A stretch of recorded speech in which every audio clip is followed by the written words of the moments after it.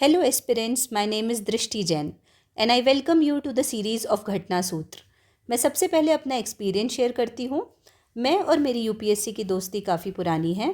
मैंने 3 सीएसई के मेंस और 2 फॉरेस्ट के मेंस और 2 इंटरव्यू दिए हुए हैं यूपीएससी में। मैं इस घटना सूत्र सीरीज़ में अपना पूरा एक्सपीरियंस आपके साथ शेयर करने की कोशिश करूँगी और किस तरीके से किस चीज़ को पढ़ा और याद किया जा सकता है, क्योंकि यूपीएससी में पढ़ाई तो सभी करते हैं लेकिन सही तरीके से और सही गाइडेंस के साथ पढ़ाई करना सबसे ज़्यादा इम्पॉर्टेंट है। इस वीडियो में हम PT 365 डिस्कस करेंगे, जो कि काफ़ी क्रिस्प और कॉम्प्रिहेंसिव होगा, जो प्रीलिम्स के लिए इनफ और सफिशेंट होगा। मेरी कोशिश रहेगी कि बहुत ही कम समय में आपका ज़्यादा से ज़्यादा करंट अफेयर्स बहुत अच्छी तरीके से रिवाइज हो जाए। एंड सबसे इम्पॉर्टेंट चीज़ हम साथ ही ट्राई करेंगे कि उसका स्टैटिक से लिंकेज और लास्ट 10 ईयर्स के प्रीवियस ईयर क्वेश्चन डिस्कस करेंगे। आप बस इस वीडियो को 3 से 4 बार अच्छे से देख लीजिए एंड आई एम श्योर कि आपका पूरा current affairs PT point of view से अच्छे से हो जाएगा। तो बिना देरी किए चलो let's start PT 365। Let's start the next topic जहाँ से हमने पिछले वीडियो में एंड किया था। The next topic is organ on chip technology. तो ऑर्गन ऑन चिप टेक्नोलॉजी का अपन पढ़ते हैं, इसमें हम साथ साथ PYQs भी देखते जाएंगे। तो न्यूज़ में क्या होता है, organ on chip technology could boost bio E3 that is biotechnology for economy environment and employment policy goal to personalize medicine. अभी मेडिसिन के रेफरेंस में आ गया है इसमें हम इंपॉर्टेंट चीज़ हाईलाइट भी करते जाएंगे। तब ऑर्गन ऑन चिप टेक्नोलॉजी है क्या? It refers to micro scale system. ये एक माइक्रो स्केल सिस्टम है use for mimicking the human body environment. तो ह्यूमन बॉडी जैसे रिएक्ट करती है हर चीज़ों पर, वैसे ही ये सिस्टम भी रिएक्ट करेगा। One of the human relevant 3D culture models also known as new approach method. तो न्यू अप्रोच मेथड का पार्ट है। 3D culture system allows researchers to recreate human organs and diseases in one dish. अब इसका एक और क्या है, control the movement and behaviour of materials and cells by using channels, chambers, membranes etcetera. अब अभी जो इसके रेफरेंस में और भी नई अप्रोचेज आई है उसके बारे में हम पढ़ते हैं। सबसे पहले ऑर्गेनॉइड्स, फिर स्टेरॉइड्स, फिर बायोप्रिंटिंग। तो ऑर्गेनॉइड्स क्या होते हैं, created by growing cells from a tissue. तो छोटे छोटे ऐसे सेल्स मिलकर क्या बनता है, एक बड़ा टिश्यू बनता है। फिर स्टेरॉइड्स में आते हैं, believe to mimic humour behaviour more effectively than regular 2 dimensional cell culture. तो ह्यूमर बिहेवियर को मिमिक करता है। थर्ड है bioprinting, uses 3D printing to create living tissues and organs. तभी बायोप्रिंटिंग से काफ़ी चीज़ें बन भी रही हैं, ईयर्स वगैरह बन रहे हैं। अब how does organ on a chip technology, तो ये काम कैसे करता है? Cells are placed on a chip and allowed to grow into 3D structures with the help of a polymer that resembles real tissue in human body. Uses tiny fluid channels that simulate blood flow, oxygen delivery, nutrient transport, etc. to create miniature models of biological organs. तो क्या क्या बनाते हैं उससे, lung बनाते हैं, heart बनाते हैं। ये सब आजकल बनने लगा है किसमें, on a chip sized device. अब इसके एडवांटेजेस क्या क्या होते हैं? तो सबसे पहले प्रिसिशन थेराप्यूटिक्स, मतलब बहुत इफेक्टिवली आप किसी चीज़ का इलाज कर सकते हो। तो researchers can test how specific drugs will affect that individual और अ ग्रुप। सेकेंड है सिमुलेशन, आप सिमुलेट करके देख सकते हो कि ये चीज़ सही काम करेगी या नहीं। तो replicate the structure and function of human organs more accurately. Third है कॉम्प्लेक्स ऑर्गन इंटरेक्शंस, तो multiple organ models can be linked together. Others क्या है, ethical alternative to animal testing, तो एनिमल टेस्टिंग नहीं करना पड़ेगा, आप डायरेक्टली मतलब बायो प्रिंटिंग या 3D प्रिंटिंग के थ्रू ह्यूमन रिस्पॉन्सेस को टेस्ट कर सकते हो। Steps facilitating the development organ on chip technology in India, तो organ on chip technology India में कैसे पॉसिबल हुई? फर्स्ट है amendments of new drugs and clinical trial rules 2019 permits the use of human organs on chips. Second है genome India project, इसमें 10,000 genome database को available किया गया था रिसर्चर्स के लिए across the globe. It was launched in 2020 by the department of biotechnology, तो India के जो डिपार्टमेंट ऑफ बायोटेक्नोलॉजी है उसने लॉन्च किया था। Indian Biological Data Center, the first national repository for life science data, will facilitate a database to researchers. अब इसमें एक और है फिनोम इंडिया प्रोजेक्ट। जीनोम इंडिया तो अपन को पता है, फिनोम इंडिया क्या है? फिनोम से आप समझ सकते हो, फिनोम इज फिनोटाइप से रिलेटेड, जैसे genome is related to genotype, hence phenome is related to phenotype. ये CSIR का प्रोजेक्ट है for generating a comprehensive phenome database. The phenome is the entire set of phenotypes, set of observable characteristics or traits in a cell, tissue, organ, organism और species। तो phenotype basically देखो, genotype और phenotype का difference देखते हैं। Genotype और phenotype, तो genotype gene से रिलेटेड और phenotype ओवरऑल अपीयरेंस से रिलेटेड है, ठीक है, ओवरऑल अपीयरेंस। अब यहाँ पे रिलेटेड न्यूज़ में आ जाओ। सिमेरॉइड्स क्या होता है? For the first time scientists have successfully grown 3D brain models known as chimeroids. अब डायरेक्टली पी वाई क्यू अभी आया नहीं है, बट क्वेश्चन किस फॉर्म में आ सकता है कि सिमेरॉइड्स इज रिलेटेड टू, तो 4 ऑप्शन देंगे, तो उसमें एक ऑप्शन रहेगा 3D प्रिंटिंग से रिलेटेड है या ऑर्गन वाली चीज़ों से रिलेटेड है, तो आपको उस पर टिक करना है। तो 3D ब्रेन मॉडल्स बनाया गया है सिमेरॉइड से। They are grown using stem cells, तो क्या स्टेम सेल्स के यूज से इसको बनाया जाता है फ्रॉम मल्टीपल इंडिविजुअल्स। बेनिफिट्स क्या है, accurately replicate human brain biology compare to traditional 2D cellular models और animal models like lab mice. ठीक है, यहाँ तक समझ आया होगा। The next topic is mitochondria. अब माइटोकॉन्ड्रिया थोड़ा स्टैटिक टॉपिक भी है, इसको हम देखते हैं। Researchers studied mitochondrial dynamics to treat Parkinson's disease. तो जो पार्किंसंस डिसीज अपन को पता है, तो इस चीज़ को ट्रीट करने के लिए माइटोकॉन्ड्रियल डायनेमिक्स की स्टडी की जा रही है। अब पार्किंसंस डिसीज़ होती क्या, it is a neuro degenerative disease. तो न्यूरोलॉजिकल डिसऑर्डर होता है एक, neuro degenerative disease caused by death of brain cells. तो ब्रेन सेल्स, इसमें ब्रेन सेल्स मर जाते हैं। Researchers have found that inhibiting dynamine-related protein DRP1 activity could restore mitochondrial function। तो मतलब बेसिकली इसमें ये बताना चाह रहा है कि पार्किंसंस डिसीज़ में DRP1 एक्टिविटी स्लो हो जाती है या ख़राब हो जाती है। तो अभी इसको हम सही करेंगे, उससे माइटोकॉन्ड्रियल फंक्शन को रिस्टोर किया जा सकता है और it would serve as a potential treatment. DRP1 protein travels to mitochondria when they divide into smaller sizes for higher mobility and quality control। अब अपन देखते हैं माइटोकॉन्ड्रिया के बारे में। Mitochondria are membrane bound cell organelles. तो ये क्या है, मेम्ब्रेन बाउंड सेल ऑर्गेनल्स है that generate most of the cell's energy in the form of ATP। तो ATP के फॉर्म में एनर्जी जनरेट करते हैं, दैट इज एडिनोसिन ट्राइफॉस्फेट। अब फंक्शंस क्या क्या है, एनर्जी प्रोडक्शन, जेनेटिक मटेरियल। तो एनर्जी प्रोडक्शन में क्या होता है, sites of aerobic respiration producing ATP, hence termed power houses of the cell. अब genetic material contains its own circular DNA, that is mitochondrial DNA और empty DNA, RNA, ribosomes and components for protein synthesis. Empty DNA is useful for tracing genetic lines. Empty DNA is inherited exclusively from mother। तो अब क्या होता है, जो mitochondrial DNA है ना, कभी भी फादर से इनहेरिट नहीं होता। ये बहुत इंपॉर्टेंट पॉइंट है, इसको मतलब एकदम स्टार मार्क कर लेना। हमेशा माइटोकॉन्ड्रियल DNA अपन मदर से इनहेरिट करते हैं। Making these diseases maternally inherited. तो मतलब यदि मम्मी को है तो ही ट्रांसफ़र होगी, यदि पापा को है तो ट्रांसफ़र नहीं होगी, क्योंकि माइटोकॉन्ड्रियल DNA सिर्फ मम्मी के में से आता है। अब रिलेटेड कॉन्सेप्ट, तो एक है mitogenome. The latest study on the South African leopards mitogenome reveal their possible origin. तो साउथ अफ्रीका के लेपर्ड के बारे में स्टडी की गई थी। अब माइटोजीनोम क्या होता है, a small circular chromosome found inside the mitochondria. तो जैसे ये सेल है, सेल के अंदर माइटोकॉन्ड्रिया है। अब इस माइटोकॉन्ड्रिया के अंदर जो क्रोमोजोम है उसको हम बोलते हैं mitogenome. Build of double stranded DNA, तो DNA से बना होता है, similar to the nuclear genome and entirely maternal. तो ये भी एंटायरली मेटरनल होता है। तो बेसिकली हमको ये ध्यान रखना है कि माइटोकॉन्ड्रिया की जो चीज़ें हैं, जो भी रिलेशन है, वो मदर से होता है। नेक्स्ट है nuclear genomes are inherited equally from both parents. जबकि क्या होता है, अब जैसे माइटोकॉन्ड्रिया मदर से इनहेरिट होता है, लेकिन जो न्यूक्लियर जीनोम है, जो न्यूक्लियस में जेनेटिक मटेरियल रहता है, वो मदर से भी इनहेरिट होता है और फादर से भी इनहेरिट होता है। ठीक है, now next topic is unified genomic chip. अब यूनिफाइड जीनोमिक चिप क्यों न्यूज़ में थी, prime minister launch the unified genomic chip and indigenous sex sorted semen technology for the benefit of livestock in India. तो prime minister में unified genomic chip launch की है for the benefit of livestock in India. अब unified genomic chip क्या होती है, a single nucleotide polymorphism chip है ये। ठीक है, ऑब्जेक्टिव क्या है, design for genomic profiling and evaluation of Indian cattle breeds. तो इंडियन कैटल ब्रीड्स के लिए फ़ायदेमंद होगी। enables the direct application of DNA technologies to enhance genetic potential, that is genetic improvement of diverse dairy animals। अब इसके variants क्या क्या है, गौ, जैसे अपन गौ माता इज़ फॉर काऊ ना, तो Gau chip for cattle, Mahish chip for buffaloes, तो Mahish chip is for buffaloes, Gau chip is for cattles. Developed by, अब किसने डेवलप की है, develop by consortium led by department of animal husbandry and dairy, that is which is under ministry of animal husbandry, dairying and fisheries. अब next ये जो box में लिखा हुआ है वो काफ़ी इंपॉर्टेंट है, वो हम पढ़ते हैं। अबाउट सिंगल न्यूक्लियोटाइड पॉलीमॉर्फिज्म्स, ये क्या होता है, it refers to a variation in a DNA sequence where a single nucleotide is different from the reference sequence.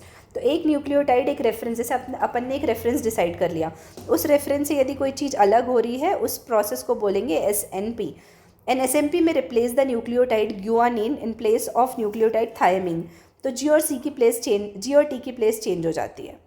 These are the most common type of genetic variation among people. They can act as biological markers. तो इससे क्या होता है, हमको किसी चीज़ को differentiate करने में काम आता है। तो these act as biological markers helping scientist to relocate और locate genes that are associated with the disease. अब सेक्स सॉर्टेड सीमेन टेक्नोलॉजी क्या होती है? Sex sorted semen is the gender selected semen used in artificial insemination. जैसे artificial insemination अपन in vitro या in Vivo fertilisation पढ़ते हैं ना ह्यूमन बॉडी के लिए, वैसे ही एनिमल्स के लिए आर्टिफिशियल इंसेमिनेशन यूज़ किया जा रहा है for cattle and buffaloes.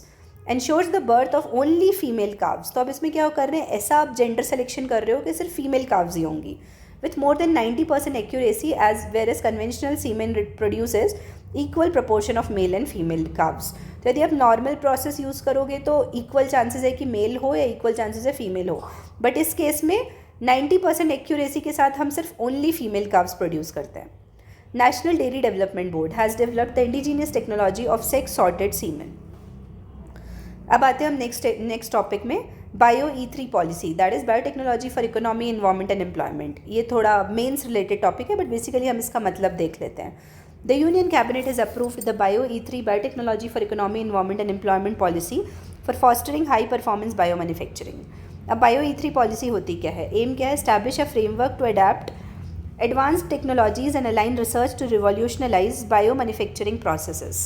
Biomanufacturing refers to using engineered microbial plant and animal cells with increasing precision and control to produce commercially important products on scale. तो क्या बायो मैन्युफैक्चरिंग मतलब bio is with respect to living organisms, तो उसके reference में हम कुछ भी manufacturing कर रहे हैं, दैट इज़ बायो मैन्युफैक्चरिंग। अब इम्प्लीमेंटिंग एजेंसी क्या है, जब बायोटेक्नोलॉजी की बात हो रही तो obviously department of biotechnology will be the implementing agency. Key target क्या है, policy aims to achieve a $300 billion bio economy by 2030, तो ये हमारा टारगेट है। Bio economy is the production, use, conservation of biological resources including related knowledge, science, technology and innovation to provide information, products, processes and services to all economic sectors. अब इसके salient features क्या क्या हैं? It includes innovation driven support to R&D and entrepreneurship across 6 thematic areas. The research and translational activities under the thematic sectors will be catalyzed by bio-artificial intelligence hubs, that is integrating AI and biomanufacturing hubs. अब इसमें देखो box में जो लिखा हुआ है thematic sectors क्या है बायो मैन्युफैक्चरिंग के, तो सबसे फर्स्ट है bio based chemicals and enzyme, second है functional foods and smart proteins, third है प्रिसिशन बायोथेरेपेटिक्स, फोर्थ है क्लाइमेट रेजिलिएंट एग्रीकल्चर, फिफ्थ है कार्बन कैप्चर एंड यूटिलाइजेशन और सिक्स्थ है futuristic marine and space research. तो इन सब चीज़ों में बायो मैन्युफैक्चरिंग का यूज़ है।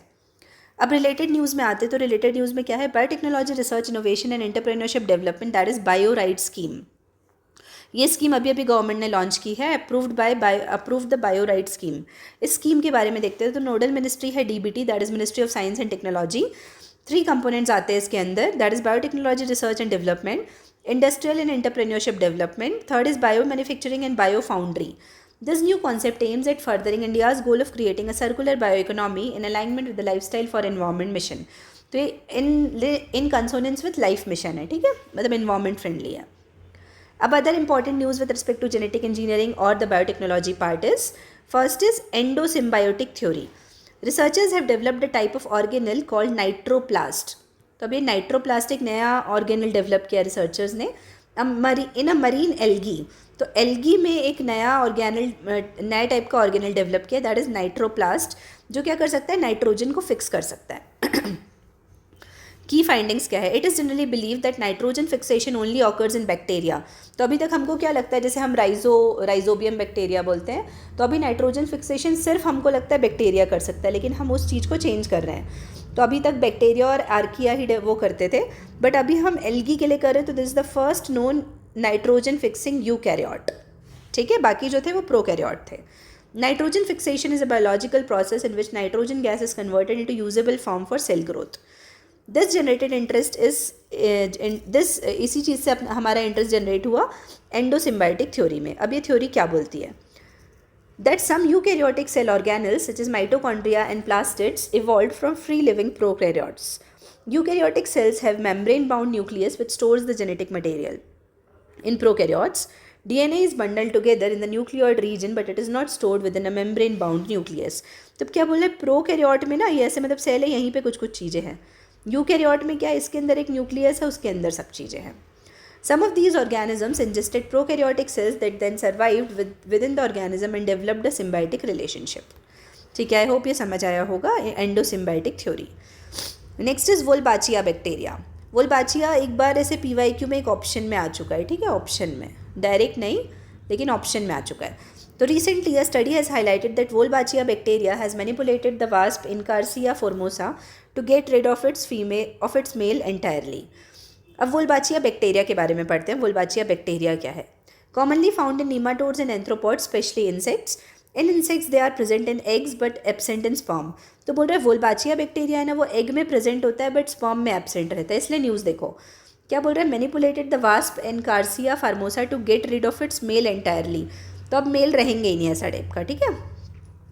Due to this females can transmit them to their offspring whereas males cannot.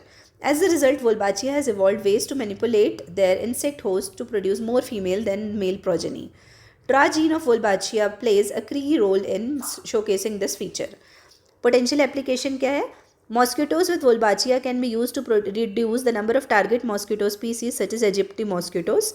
Also, the population of mosquitoes can be controlled specifically by genetically modified them with the help of laboratory methods. That is, introduces self-limiting genes and gene-drive technology. अब GDT होता क्या है? GDT is a type of genetic engineering technique that modifies gene so that they don't follow the typical rules of heredity.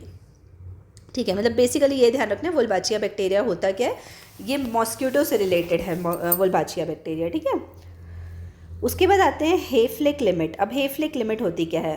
Leopold Hayflick passed away recently. ये एक इंसान है जो अभी जिनकी डेथ हुई है, जिन्होंने हेफ्लिक लिमिट को स्टार्ट किया था। That changed the understanding of ageing. तो एजिंग के कॉन्सेप्ट से रिलेटेड है ये, इतना बस याद रख लो। हेफ्लिक लिमिट क्या चीज़ से एसोसिएटेड है? अभी लिमिट होती क्या है? It refers to the number of times a cell population can divide until it attains a cell cycle arrest. It depends on the length of chromosomal telomeres, which decreases in standard cells with every cell division.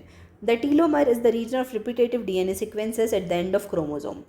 The Hayflick limit is around 125 years for humans. देखो अब ये जो Hayflick limit है ना, ये as such कोई important नहीं है, मतलब नॉट इम्पॉर्टेंट लिख देती हूँ मैं, ठीक है, नॉट इम्पॉर्टेंट। बस ये ध्यान रखना है कि हेफ्लिक लिमिट है किस चीज़ से एसोसिएटेड, तो एजिंग वाले प्रोसेस को समझाने के काम आती है, तो हेफ्लिक लिमिट उससे एसोसिएटेड है। अब हम आते हैं यहाँ पे, देखो मैंने जेनेटिक इंजीनियरिंग के क्वेश्चंस लिखे हुए हैं कि कब कब आए हुए हैं। तो 2023 में क्वेश्चन 4 है, 21 में क्वेश्चन 3 है, 21 में क्वेश्चन 7 है, क्वेश्चन 9 है, 2022 में क्वेश्चन 4 है और क्वेश्चन 8 है। तो चलो हम एक बार देख लेते हैं यहाँ पे कि कौन से क्वेश्चन आए हुए हैं, ठीक है। 2023 यहाँ पे एक सेकेंड, 2023 में स्टार्ट करती हूँ। देखो सबसे पहले यहाँ पे तो एक वोल्बाचिया ही आ गया, ये हमको करना था अभी जो मैं बता रही थी ना, वोल्बाचिया। तो Wolbachia method is sometimes talked about with reference to which of the following. अभी हमने पढ़ा है। तो फर्स्ट ऑप्शन है controlling the viral diseases spread by mosquitoes. Second है controlling crop residues into packing material. Third है producing biodegradable plastics. Fourth है producing biochar from thermochemical conversion of biomass. तो ये समझ आ गया अपन को, मॉस्किटो वाला है, वायरल डिसीजेस के रिस्पेक्ट में वोल्बाचिया बैक्टीरिया। नेक्स्ट है question number 4, aerial metagenomics best refers to which of the following situations. तो एरियल मेटाजेनोमिक्स क्या चीज़ से रिलेटेड है? Collecting DNA samples from air in habitat at one go is the first option. Second is understanding the genetic makeup of avian species of the habitat. Third है using airborne devices to collect blood samples from moving animals. Fourth है sending drones to inaccessible areas to collect plant and animal samples from land surfaces and water bodies. देखो अब सबसे पहले इसमें ये ध्यान रखना है, मेटाजीनोमिक्स से तो आपको समझ आ गया कि जीन से रिलेटेड है और ऑलमोस्ट पूरे ऑप्शन भी जीन से रिलेटेड है, लेकिन यदि कोई कट हो सकता है तो हम देखते हैं। मेटाजीनोमिक्स बोला है, ठीक है, तो जीन से रिलेटेड है, फिक्स है। फर्स्ट वाले में DNA सैंपल है, सेकेंड वाले में जेनेटिक मेकअप है, थर्ड वाले में बोला है ब्लड सैंपल्स। तो भाई ब्लड सैंपल कोई जीन से रिलेटेड नहीं है तो उसको कट कर दो। और दूसरी बात आप ये सोचो, मतलब फॉर एग्जाम्पल एक लायन जा रहा है या टाइगर जा रहा है, अब हम उसके ब्लड निकालने के लिए कोई एयरबॉर्न डिवाइस को थोड़ी यूज़ करेंगे कि ब्लड एयर से इंजेक्शन फेंकेंगे, तो ये ऑप्शन ही नहीं है। नेक्स्ट है sending drones to inaccessible area. अब यदि हम ड्रोन भेजना होता तो मेटाजीनोमिक्स टाइप का टर्म कुछ यूज़ नहीं करते, ठीक है। यदि हमको लैंड और दूसरे इनएक्सेसिबल एरियाज में ये भेजना होता तो हम एरियल मेटाजीनोमिक्स नहीं यूज़ करते। तो अब इसका आंसर इसलिए हुआ collecting DNA samples from air in a habitat at one go, ठीक है। उसके बाद आते हैं माइक्रो सैटेलाइट DNA क्या है। तो micro satellite DNA is used in case of which one of the following. First option is studying the evolutionary relationships among various species of fauna. तो बोल रहा है कि इवोल्यूशनरी रिलेशनशिप पढ़ने के लिए अलग अलग स्पीसीज ऑफ फौना में। Second is stimulating stem cells to transform into diverse functional tissues. Third is promoting clonal propagation of horticulture plants. Fourth is assessing the efficacy of drugs by conducting a series of drug trials in a population। तो इसका answer हो गया first वाला, studying the evolutionary relationship among various species of fauna। ठीक है, एक बार अब देख लेते कौन सा क्वेश्चन था। क्वेश्चन नंबर 21 का क्वेश्चन नंबर 3, 7 और 9। क्वेश्चन नंबर 21 का 3, 7 और 9। एक सेकेंड, ये क्वेश्चन नंबर 22 हुआ, ईयर 22। नाउ आ जाते हैं ईयर 21 में। तो सबसे पहले 3, क्वेश्चन नंबर 3 इज़, इसमें अपन को 3, 7 और 9 डिस्कस करना है। तो 3 is the term ACE2 is talked about in context of which of the following. तो ACE2 किसके बारे में बात करते हैं? फर्स्ट ऑप्शन इज, हम पहले ऑप्शंस पढ़ लेते हैं। ऐसी चीज़ों में ध्यान रखना, पूरे चारों ऑप्शन पढ़ना, उसके बाद आंसर मार्क करना। तो first is genes introduced in genetically modified plants. Second is development of India's own satellite navigation system. Third is radio collars for wild life trafficking. और fourth is spread of viral diseases. तो actually ये क्यों news में था? Covid के चक्कर में news में था। इस मतलब गलत हुआ था काफ़ी लोगों का, बट इसका आंसर है स्प्रेड ऑफ वायरल डिसीजेस। उसके बाद हम आते हैं क्वेश्चन नंबर 7 में, that is with reference to recent developments regarding recombinant vector vaccines. तो रिकॉम्बिनेंट वेक्टर वैक्सीन्स के बारे में आपने पढ़ा ही होगा। बेसिकली इसमें क्या होता है, फिक्स्ड प्रपोर्शन ऑफ डोजेज में चीज़ों को मिक्स करते हैं। तो इन स्टेटमेंट्स को कंसिडर करना है। First is genetic engineering is applied in the development of these medicine. Obviously ये करेक्ट है। Which of the following statement is correct ही चूज करना है, ठीक है। Bacteria and viruses are used as vectors. तो ठीक है, बहुत जनरल स्टेटमेंट है, ओपन एंडेड क्वेश्चन है। उसके बाद हम आ जाते हैं क्वेश्चन नंबर, अभी था 3, क्वेश्चन नंबर 3, 7 और 9। तो अब क्वेश्चन नंबर 9 में आ जाते हैं। 9 इज बोलगार्ड 1 और बोलगार्ड 2 क्या है? Refers technologies are mention in the context of which of the following. First is clonal propagation of crop plants. Second is developing genetically modified crop plants. वो अपन जो BT cotton या वो सब पढ़ते हैं ना, उसके रेफरेंस में आता है। जो ये वाले क्रॉप्स होते हैं ना, जेनेटिकली मॉडिफाइड क्रॉप्स, उसके रेफरेंस में। तो वही आंसर सीधे वही आ गया। तो first is clonal propagation of crop plants. देखो अभी तक अपन ने ऐसा कुछ पढ़ा नहीं है रिसेंट। अब developing genetically modified crop plants, that is the answer. And production of plant growth substances. और fourth is production of bio fertilisers. ठीक है, उसके बाद हम आते हैं 2020 के क्वेश्चन नंबर 4 और 8 में। 2020 के क्वेश्चन नंबर 4, चलो क्वेश्चन है, consider the following statements. Genetic engineering, genetic changes can be introduced in the cells that produce eggs और sperms of a prospective parent. तो बोल रहा है कैन बी इंट्रोड्यूस। देखना थोड़ा ओपन एंडेड है कि नहीं। कैन बी इंट्रोड्यूस्ड अपने यहाँ अलाउड है या नहीं अलाउड है, ये मैटर नहीं करता। पूछा है कि इंट्रोड्यूस कर सकते हैं या नहीं। तो मतलब जेनेटिक चेंजेस हम ला सकते हैं ना स्पर्म और एग्स में। मतलब बेसिकली वो जर्म लाइन सेल थेरेपी की बात कर रहा है। सेकेंड है, a person's genome can be edited before birth at early embryonic stage. तो एम्ब्रियो को भी हम मॉडिफाई कर सकते हैं, सही है। Third is human induced pluripotent stem cells can be injected into the embryo of a pig. Recently उस टाइम ये न्यूज़ में था कि ऐसा किए थे, इसलिए ये स्टेटमेंट आया। तो ऑप्शन हो गया 1, 2 एंड 3। अब आते हैं अपन क्वेश्चन नंबर 8 में। तो question number 8 is in the context of recent advances in human reproductive technology, pro nuclear transfer is. तो देखो ये इंपॉर्टेंट है, प्रो न्यूक्लियर ट्रांसफर क्या होता है। तो first is fertilisation of egg in vitro by the donor sperm.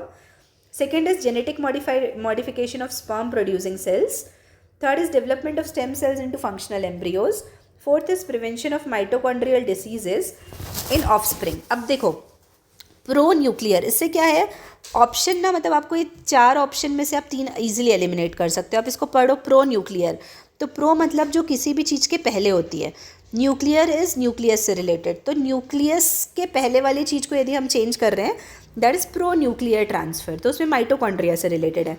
तो जब वो माइटोकॉन्ड्रिया से रिलेटेड है तो उससे क्या होगा कि माइटोकॉन्ड्रियल डिसीजेज आपकी बच जाएंगी, ऑफस्प्रिंग में नहीं जा पाएंगी।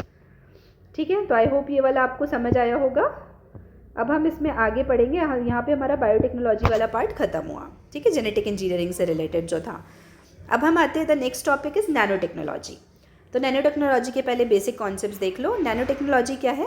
It involves the working with materials और डिवाइसेस एट नैनो स्केल। तो नैनो स्केल पे काम करना। Typically ranging from 1 to 100 nanometre in size, जिसको नैनो पार्टिकल बोलते हैं।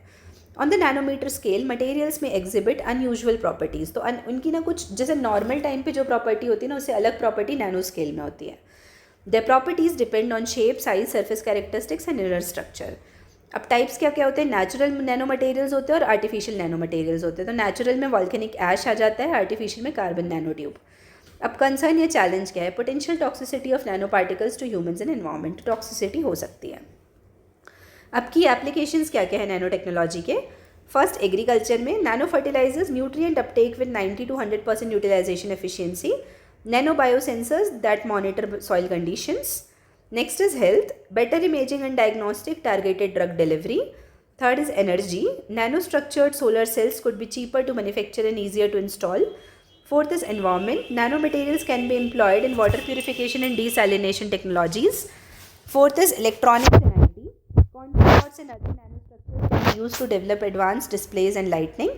And fourth is cosmetics, use nanoparticles of some metallic oxides. तो I hope यहाँ पे हमने देखो प्रिंसिपल्स देख लिया और नैनो टेक्नोलॉजी क्या होता है ये देख लिया, ये आपको समझ आया होगा।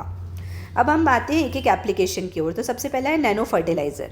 नैनो फर्टिलाइज़र में क्या है, IFFCO that is Indian farmer fertiliser cooperative organisation got the fertiliser control order 1985 approval for nano zinc and nano copper liquid.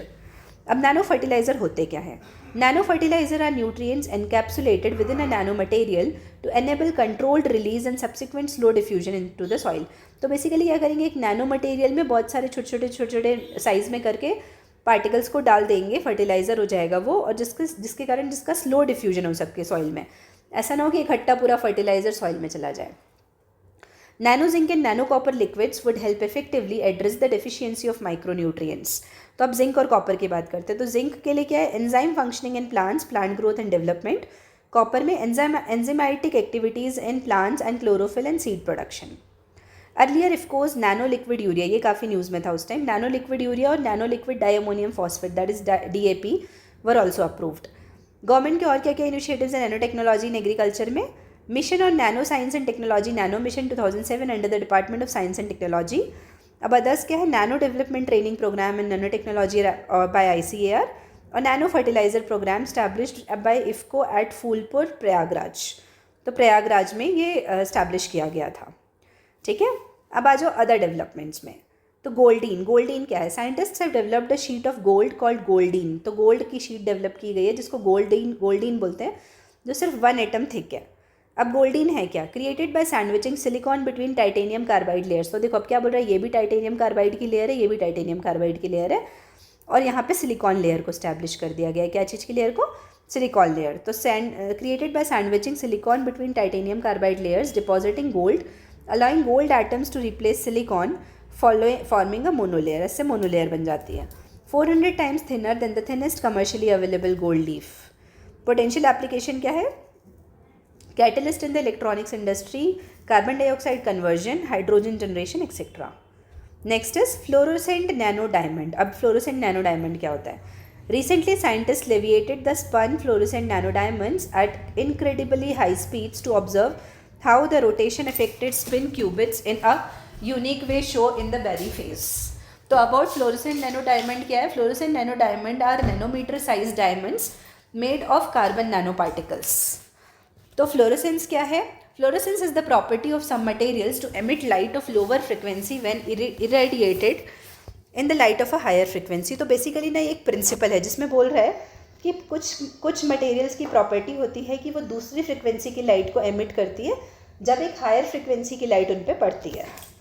ये काफ़ी इंपॉर्टेंट है। ठीक है, अब आते हैं, they are produced in very high temperature, they are produced in very high temperature and high pressure process. की property क्या है, remain stable under light and isn't toxic to living things. की एप्लीकेशंस क्या है, high resolution imaging, microscale temperature sensing and correlative microscopy and to track cells and their progeny over long period of time.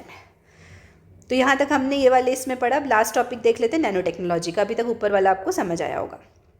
Piezo electric polymer क्या होता है, researchers from the centre for nano and soft matter sciences have developed security alert system.